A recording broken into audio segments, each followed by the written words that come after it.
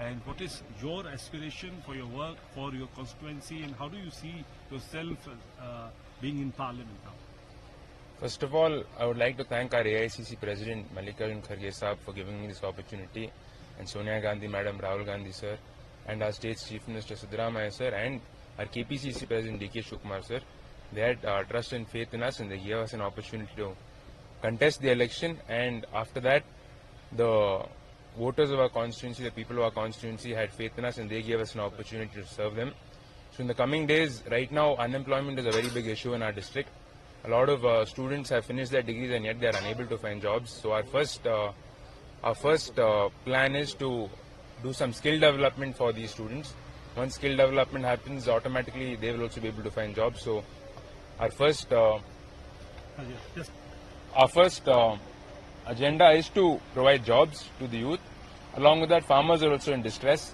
So what happens is farmers pay insurance premium. There's a company called Universal Sompo Company which has been there in our district, which has been deployed by the central government under the Fasal Bima Yojana scheme. So once they pay insurance premium, they are unable to get the insurance on time. Once the crops they are damaged, they are not able to get insurance. The company sometimes they close down the helpline numbers.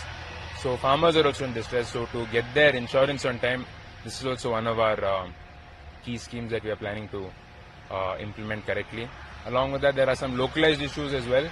So in the coming days, we will work towards solving all these issues, and be it any small issue or big issue, I'll be accessible to the people, I'll be available to the people. So the people should also have somebody with them, a number with them, that no matter at what time they face any problems, they're able to contact the public representative. So me being the public representative, I will be there for them, I'll give them my full time, I'll serve them to the best of my ability. So as I've done the whole homework, and how do you see the young people coming into the Parliament? Because the people at your age must be looking for the career, for their studies, and for their careers. Now you are coming into politics and now becoming an MP, and to serve your people of your constituency in Parliament. So what message do you want to say to the young India of our country? Yes, definitely. See, in this Parliament, a lot of youngsters have been given tickets throughout the country, and quite a few of us have won as well. And not only I would not only look at it in the Lok Sabha point of view, from Gram Panchayat level all the way to the Lok Sabha, a lot of youngsters are entering politics. They're becoming Gram Panchayat presidents. We're getting elected as Taluk Panchayat, Zilla Panchayat members.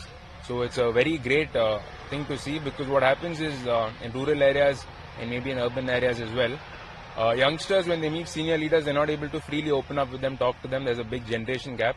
So sometimes they're afraid to talk to their senior leaders. Of course, as youngsters, when we look at senior leaders, we also get a little frightened. So when youngsters are coming into this leadership role and they're entering politics and they're contesting elections, the generation gap will be bridged, and youngsters will be able to connect with the younger generation well, and their problems will also be able to sort it out better, I feel.